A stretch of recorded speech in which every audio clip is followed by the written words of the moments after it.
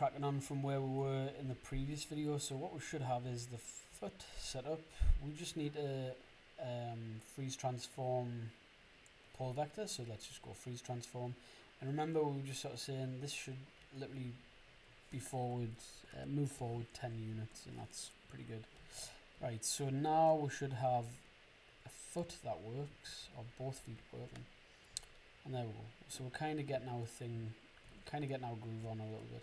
Right, so what we'll do is create another curve, and we can just have this this group here, select it, hit P, this group here, select it, and hit P. So good to go. This is literally how you might go about rigging your character. You know, it's as a good starting point. It's quite useful.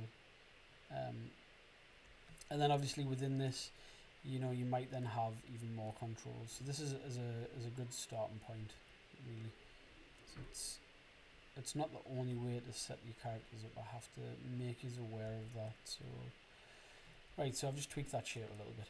Okay, so let's say we wanted to create something kind of useful. Obviously, a series of controls.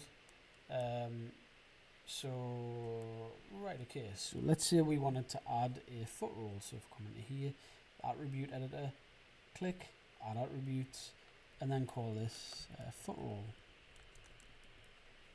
and it's going to be a float value.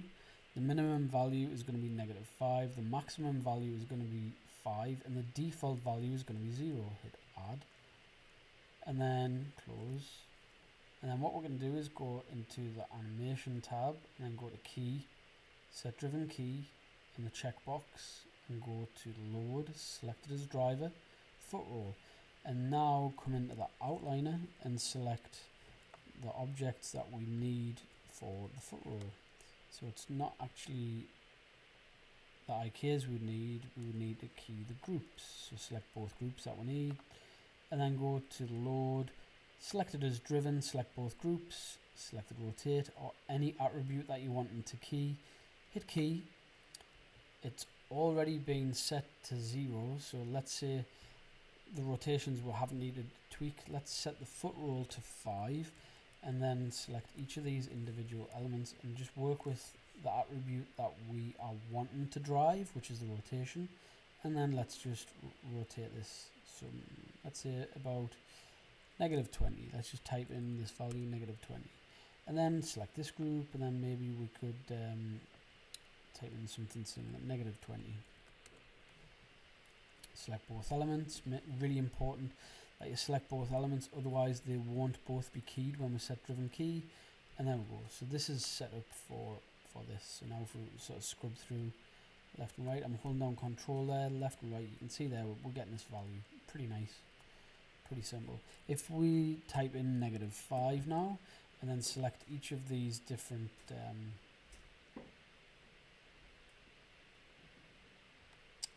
different joints, we can maybe select this to 40, select this other element to maybe set this to, like, say 10, select both elements, remember, really important, hit key, and then what we can do is select this value, control, remember, and we can see there we're getting a pretty nice sort of foot rolly type effect. So it just basically means that we're not having to key anything.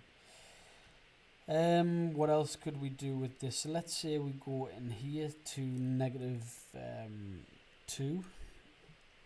We could then kind of select this group and tweak this value here, so we're getting less of the effect that we're wanting, and then hit key on there. So we can kind of blend between these. So, you know, that might work, that might not work. You might think, that looks okay, that looks pretty shit. And then how we can kind of break this would be then coming, selecting the object, and go Windows, Animation Editor, Graph Editor, and basically any of these, where are we at?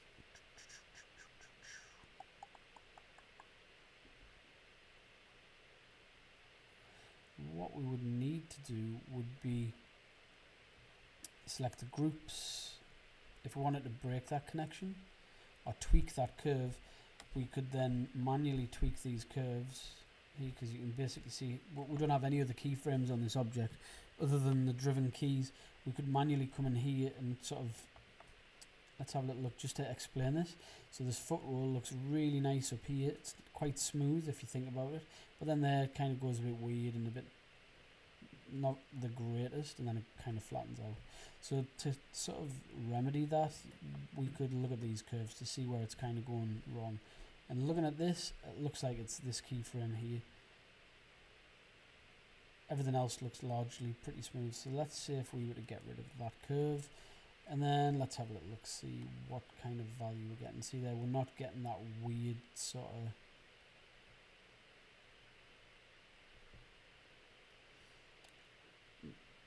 pinching, I suppose, if you want to call it that.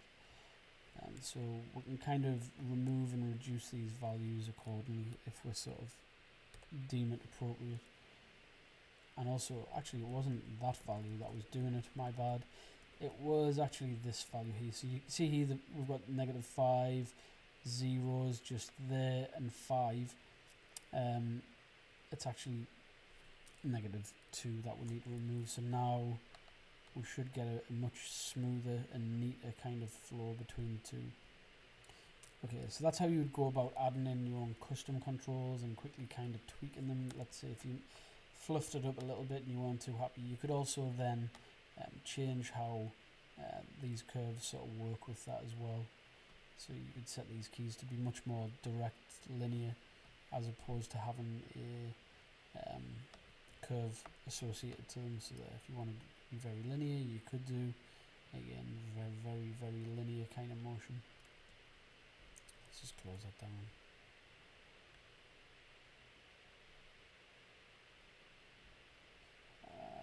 Hero does that. Okay, so let's go back to modeling, and let's go back to reset current workspace. So there we go, back to normal. Okay, right, so that's how you would go about adding a custom control. Okay, so our character's back regular in the bind pose.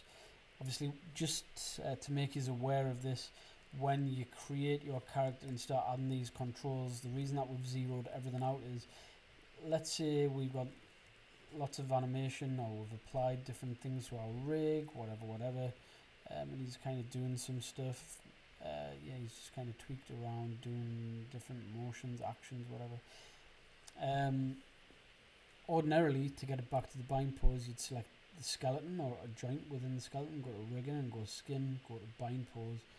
But obviously, now that we've started adding these controls to it, it's a little bit difficult to do that. So obviously the error is pose not achieved, see diagnostics in script editor. So have a little look and it'll give you a little bit of an overview as to why. So it's basically saying, warning file, could not reach pose on left upper arm, rotate.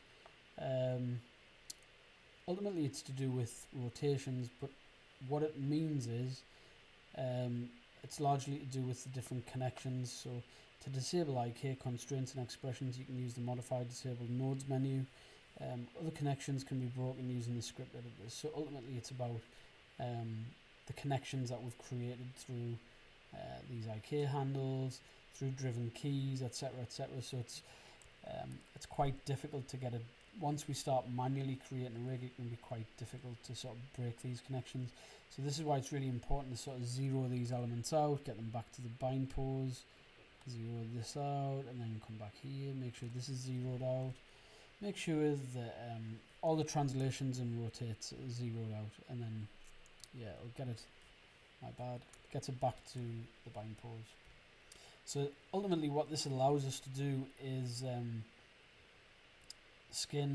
unbind skin, and we can then bake the history, so it'll keep this position of where our character's at.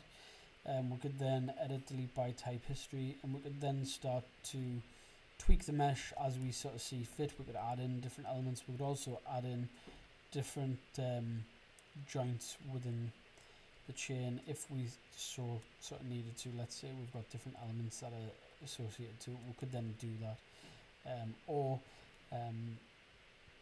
As an example, so let's say we wanted to, I don't know, add in some, say, I don't know, facial controls. We could then do, obviously going to be quite difficult given the fact that it's a bloody Cyclops, but there we go. G. I'm just going to plot down individual joints, hit G, and there we go. So hit F, you can see these individual joints that we've got plotted down here. And how we could get these to work would be, we can just snap these to verts, and that'll work pretty okay. Just for the purposes of this, select these joints and then hit P to parent them. Select these joints just on this side. We don't need to make this symmetrical, just go to skeleton, mirror joints. Actually, it's only going to work on one at a time. Skeleton, mirror joints, skeleton, mirror joints. You can see there we're starting to kind of populate this with additional joints. So what I'm kind of getting at is, actually I think what I'm going to do is just move these joints just down there. That's fine. I don't really need them anywhere else. Hit Command D to duplicate this joint chain and just parent them. There we go. So what I'm going to do is now is select the mesh, select the skeleton, go to skin, bind skin, and you can see largely that there's no kind of issues. As long as we follow this setup and we can add in joints, whatever, things like that, as long as we follow the whole naming convention, this now means that any motion capture data that we want to use within Unity, we would be allowed to use that motion capture data. And what we could also do is we could blend that in with sort of keyframed animation as well. So let's just see what this now gives us. So obviously we need to kind of look at the paint skin weights, but ultimately what this would allow us for is greater sort of fidelity of facial animation. Let's say you obviously had a bloody face, might be kind of useful, but yeah, you know, we could then use these clusters to drive particular parts of the face, things like that. So you can see it's basically, the point I'm making is we can still re-export the skeleton. So go to export selection, bake over this rig we've got created. Oh, it's constraints, whatever. Okay, so this is a good point. So if we go to file, export selection, go into this checkbox, and then make sure that I've got the mesh and the skeleton selected, and then include options. What we would need to do is default file extensions. Actually, that's grayed out. So edit preset, and then come down to here, connections, input connections. Make sure they're on. Bake animation. Yeah, this is largely to do with when we would bake our animations. So it's not really gonna affect anything a great deal. So yeah, that's fine. Just that error message, it wasn't anything to worry about. It was basically just saying let's go export selection, see what we'll get again. Export selection. Okay, let's see what this prompt is. Warning, constraints, export failed. Warning, unsupported constraints, export failed. That's nothing to worry about. It's basically just saying that these constraints, i.e. pole vectors, IK handles, won't be exported. But what we'll be doing is we would then be kind of baking an animation into that, so it doesn't particularly make any difference at all. So yeah, and again, it's something that we're going to look at in the next few sort of stages of it. So select any warnings to see the details. It's basically just sort of letting us look at the error messages. The scene contains constraints that are not supported by the FBX file format. Activate the bake animation option before exporting. So basically that's what we would be doing anyway. We would be exporting any animations. We would be going to edit, keys, bake simulation once we have animations created. Constraints export failed, and largely that error sort of says the exact same thing. The scene contains constraints. Activate the export constraints or bake animation options before exporting. That's fine, nothing to worry about. So let's export. Let's go back to Unity, and yeah, we're not getting any errors. let's go back into the asset store. This is it should link up to my my animation. Well, sorry, my asset store account. Just bear with it. So go back into here, go back to my assets, and what we'll do is scroll right the way to the very back of this. Go to next. Can't really see this window, it's a bit pants. Break this off and make it a little bit bigger so you can see what you're looking at. And then scroll right the way, it's literally the first thing I think I downloaded, and then just hit import. Raw mocap data for Mecanum. It's basically, you can see it was purchased over 4 years ago. It's just motion capture data. It's not a massive amount of it, but there's enough there to be really useful. There's a number of cool little animations. So run, jog, sprint, rapid strafing, not strafing or whatever you want to say, walk forward, idle neutral. Import them all because there's some really cool stuff there. So it's just going to import them. Might take some time.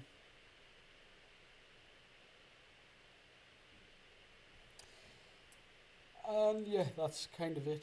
So right, so once we get this motion capture kind of set up, you should be able to see how we will then be able to work with it. So I'll set something up as an initial, just an idle animation, and then we can just drag and drop any animation we want, and then we can start looking at Playmaker and how we can go about that.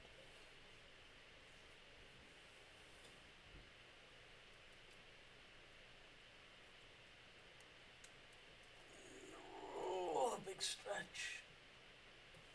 Right.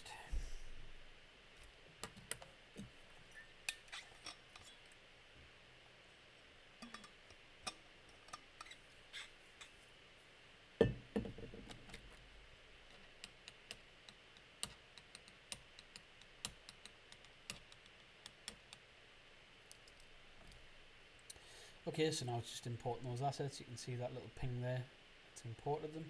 Right, so this is really important. So this new character animation controller. So if you double tap this, you see we've got this little entry kind of button. Right click, create state, empty, and it'll go from entry. So basically whenever the game is played, it's going to go ping straight into this new state, which it doesn't matter what we call it. This could be anything we wanted.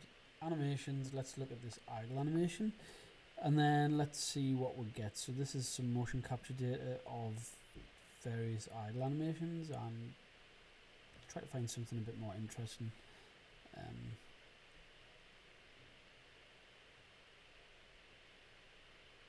That's kind of decent, I guess. So what we'll do, motion, it's got this kind of, I guess it looks like a little play button, and just drag and drop the motion capture take in. You can see there, it'll play. If we hit play, we should now have our motion capture animation playing out. Looks exactly the same. Obviously the lighting needs to be sorted out. It's, you know, really not so good. So yeah, you can see largely it looks much like what you would expect. One thing is it doesn't loop, so what we could do is select this motion capture take, go to edit, scroll down, take loop, scroll down some more, hit apply, hit play, and it will literally loop forever.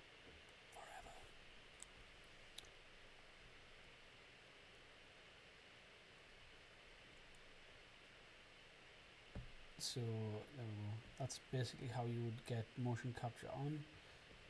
Kind of play any motion capture take you wanted. Or let's have a look. Walk forward. You could go to this animator, select the animator, drag and drop, and let's see what we'll get when we play. So this is ultimately our character rig working with motion capture data. So it works a treat. Works really nice. You know, there's not any huge issues. Yes, okay. You know, we might need to look at the skinning, the paint weights. That's fine, not a problem. Pretty easy to do. Which we can kind of look at now actually. So let's have a look. Go Maya, file. Let's have a look at this arm. Okay, pull this up, select mesh, skin, paint skin weights. Let's have a little look at these joints. Right click, select influence. We might then need to hit U on the keyboard and then go to add. We might need to kind of pull these bits in so it's not deforming it quite so much. Make sure that it's not over deforming things. There we go. Just make sure that all these areas that it is over deforming are white.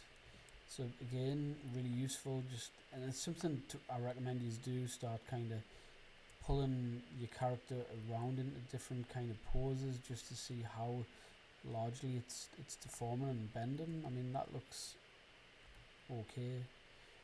Bar the back. So select this. Let's have a little look at the back, kind of crumpling in. Make the brush a bit smaller. All I've done there is held B. There we go. So it's helping us to sort of pop this back shape back out. Really, really nice. Really, really useful. Okay, let's just check any other parts that might not be working quite right. So you mainly want to be checking parts that are really, really just hideously bad. Largely, lots of it should be okay. Okay, so let's sort of zero this back out. Let's zero this back out. You might be thinking, well, hold on a minute, Chris, you've just we've just looked at we've already exported the rig. What difference is this going to make? Actually, this is going to make a huge difference. So select this, select the head joint, select influence, and then now if we need to select the mesh, select this, right click, select influence. If we need to kind of paint any additional weight on, the reason that the facial features are grey for is because we've added influence via these small tiny little joints, but they'll still hold influence and move with the head. So if we were to select the head and then rotate it, you can see largely it's doing pretty much what we want to do. You mainly just want to be using the skin weights tool to fix any errors within the rig or any kind of problematic areas within the rig. So ideally you don't want to be changing the translation, you want to be just adjusting the rotation. So select the skeleton, select the mesh, go to File, Export Selection. And before I do that, let's have a quick look at Unity just so we can see what it's doing.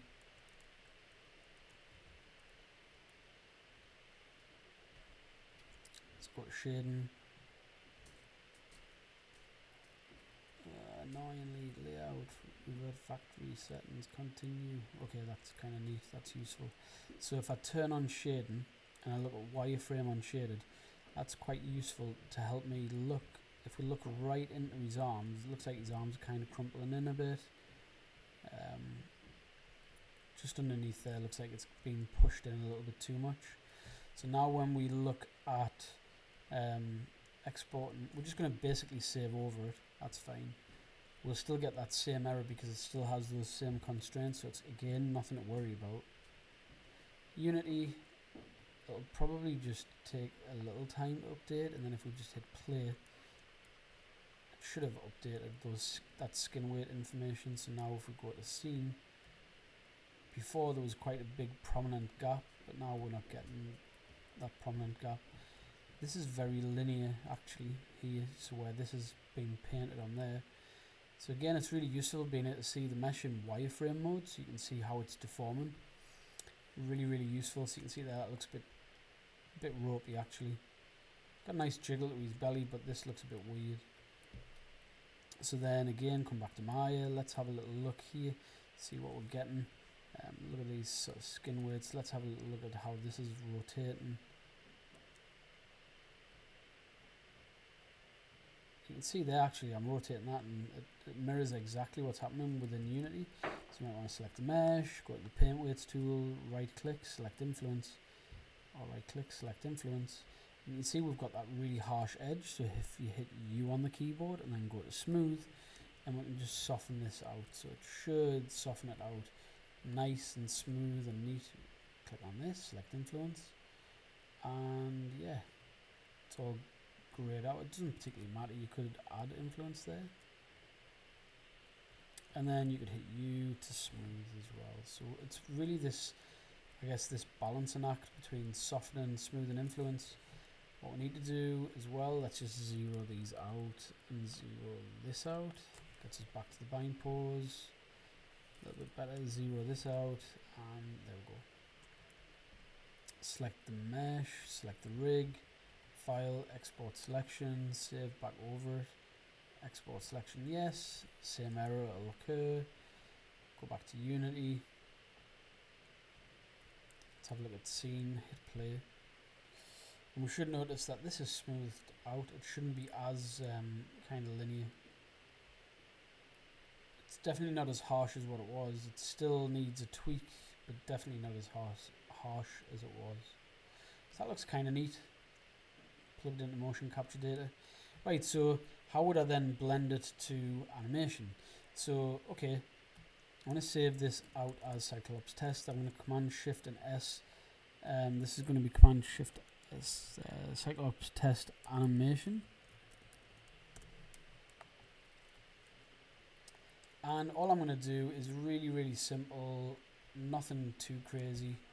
I'm just going to be very, very cheap and very, very cheeky in how I do it. Just Command Shift S, and let's just have his arms sort of, they're going to be, I guess, down by his side, I suppose.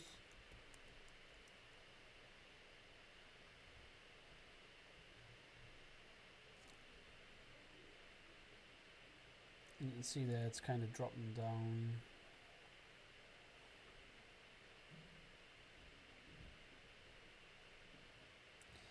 Back to this frame because this is just a little animation test. I'm not bothered about how it looks. I really don't care. It's purely a test just to get that functionality there. So hit 4 on the keyboard.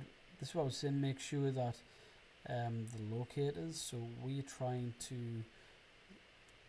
move this locator so we can see, obviously, as the pole vector to correct this arm rotational kind of issue. That's why it's nice and big for us, so you can see what the hell it is you're looking at. And then you might just want to then rotate this around. So let's have a little look, see what we're getting. Rotate this, and let this just sort of do its thing and play. There's nothing it's doing, it's not a fancy animation, it's literally just a very quick test to make sure that it's working. So I'm not suggesting it's an amazing animation because it blatantly isn't. So it's just something with a little bit of very basic animation. Key, it's 120 frames long. I'm pasting it, so it's largely probably going to be looking. Should just loop a little bit more. Let's just maybe that doesn't need to be.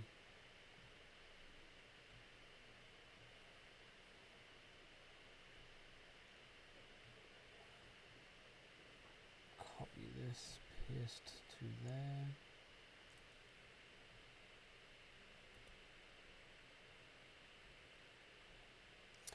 And then copy this, paste to here.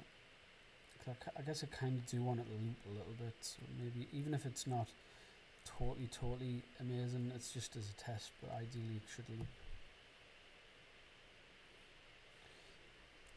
I can live with that. It's not quite 100%, but this is kind of cool because I can show you something else. Right, so key this and key this, and let's just have a little bit of rotation on there, so we're getting a little bit more motion from it.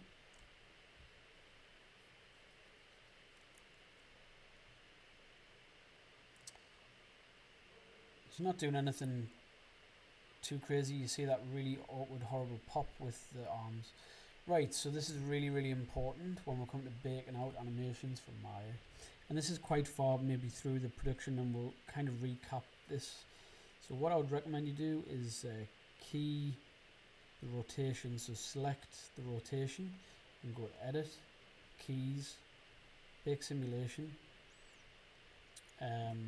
hierarchy.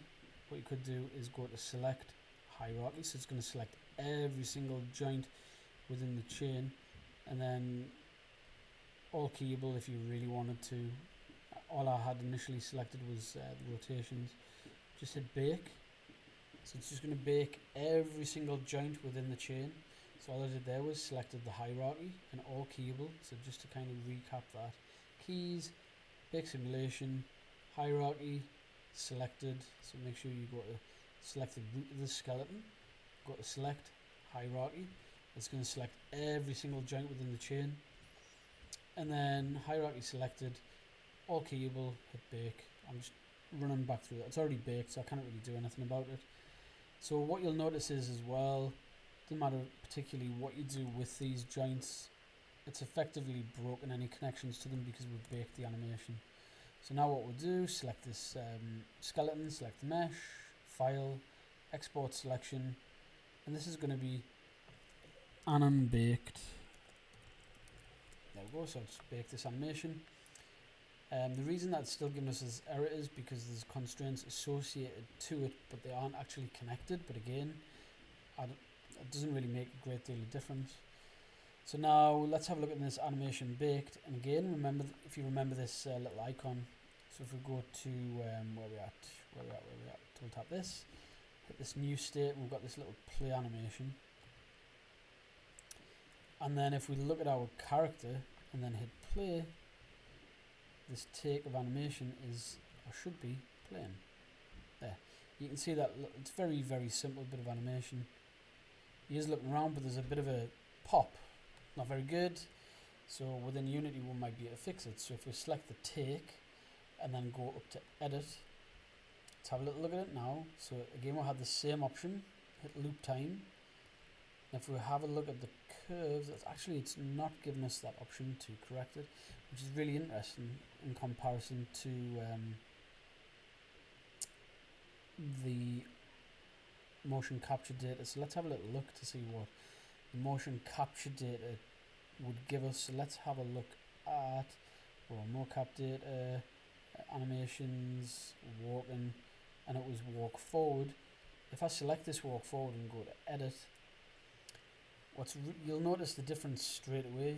Obviously loop time, you have this time slider, but really interesting, you have this loop pose with this kind of green lit system. So basically it means it will loop. Here means not necessarily, it might not loop, with this red error there. So if we start to adjust this, you can see this curve. So this is a really useful tool to sort of say how it's going to blend. So it doesn't really matter too much about that, but yeah, it does matter a little bit more when we come to work with our animations. So when we're creating our animations, realistically, let's have a little look at this edit option again. We don't get that flexibility to be able to kind of match or join the curves up. So what we basically need to do would be be a bit more careful in how it worked. We need to basically unbake this, which you can do. You can hit Command Z, but it's a bit dangerous in doing that. So what I'd recommend you do, if this allows us, yeah, sometimes Maya might crash with things like that. So we've come out of this baked animation. What I would suggest you do, right click, copy, paste, copy, and paste. So we're basically pasting the start and end frame so that they are both identical. Right click, copy, and paste. So we should basically be getting the same sort of animation. We shouldn't get a weird kind of pop. It should be seamless. So why is that? I'm guessing it's to do with these pull vectors. So copy, paste, copy, and paste. See what we get. So it has shifted, but I'm not sure it's going to adjust.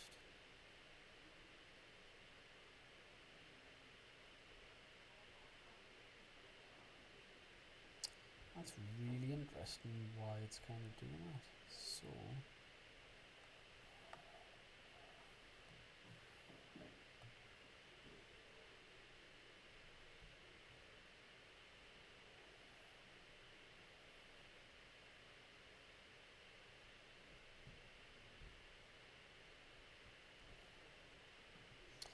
Partially because this has keyframes that I'm guessing.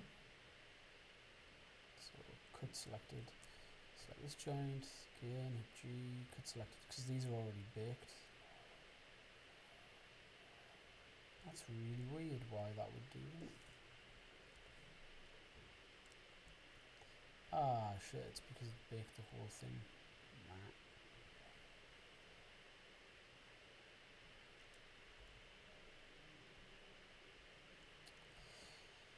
Oh, annoying. So this is something to bear in mind when you come to creating animations. What you should be doing ideally would be, let's very quickly do this. It's something to bear in mind. Okay, so let's say we're creating an animation. This is still the same scene. Test, anim. That's fine. And let's say we're starting to create an animation. What you should really be doing is, just as a bit of a rule of thumb, we should be having multiple files for this. So we should be having an animation file. So as an example, like I say, we're just going to set up something quite simple here. So it's just going to be sort of idling, nothing too technical, or nothing too crazy. He's going to be, I guess, in the idle pose, and hit S for quickness, hit S for quickness, and he's just going to be kind of rocking about a little bit. Remember, it's got to be, let's try to make this sort of loops a little bit better. Okay, and then a little bit of rotation on the head's fine. It isn't going to be anything insanely detailed or anything like that. It's literally going to be a little bit of a sort of test to explain something. So maybe this is a bit too animated, so I think the hand maybe. Okay, so it loops. This hand looks a bit weird and how it's kind of just drifting like that. Maybe it should be planted on his body or something like that, but that's fine. Okay, so that's paste that hand, paste that there, and then let's just give it a little bit of rotation there. Okay, cool. So we'll grab this torso, and then let's just, he's got a bit of keyframe and data on there. There we go. So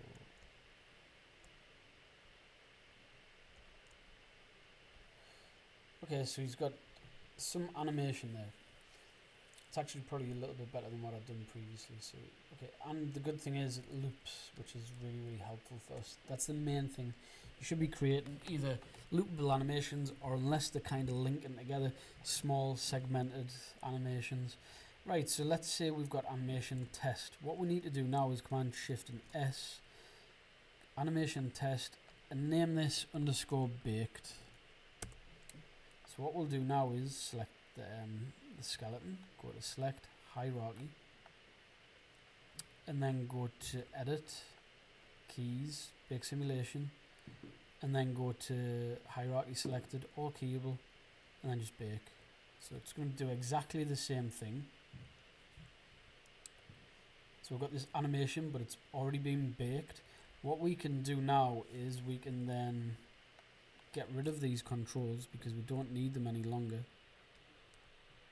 because our animation is effectively baked to the skeleton. And what you'll notice is when we select the skeleton in the mesh and go to File, Export Selection, and go to Animation Baked, export it back out over itself, we shouldn't. That's really strange that we do get those errors. So what it could be is, let's go to the outliner, get rid of this circle, let's expand all this, and it's basically that hip constraint. So the animation will still work, do its thing. So basically it means that we can now get rid of that constraint, and it's its own separate standalone file, so we shouldn't get that error. Okay, skin definition, that's fine, I can live with that. No problem, it's basically to do with the eyes that we're editing. So we've exported this out, but crucially we've got an animation baked file, which is our baked animation, which we've exported into Unity. But now let's say we wanted to tweak that animation. It's maybe missing a certain something. Let's just sort of check this within Unity, see what we'll get if we kind of drag and drop this take one, then hit play. obviously I'm pretty sure we've got it set to loop. Let's just make sure, we're getting this weird kind of pause. Okay, so what this is to do with is, it is to do with the rig.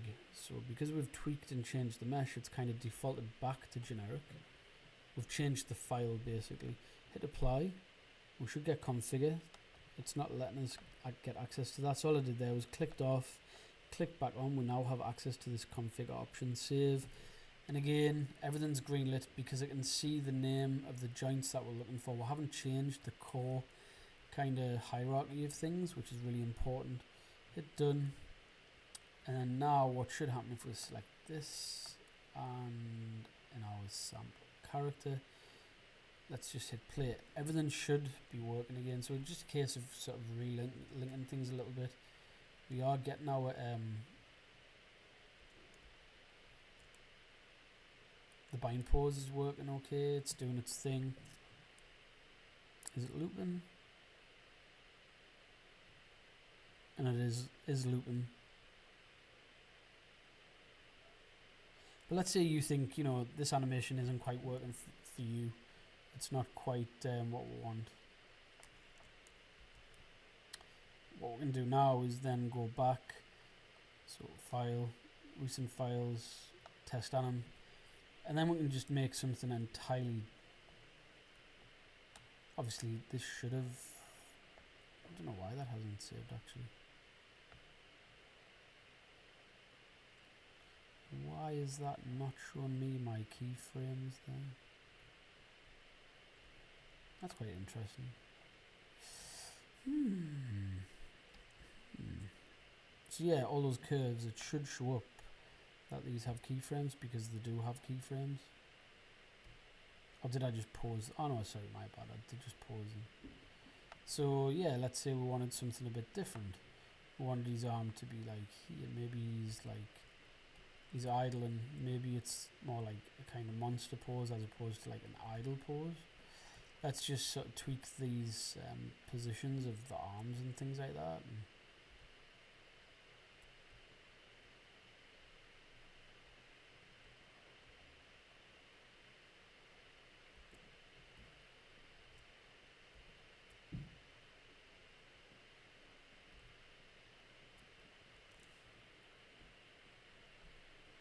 And then let's just grab these joints. But again, this is introduced something else, and again another maybe like another issue of the skinning that we might need to look at.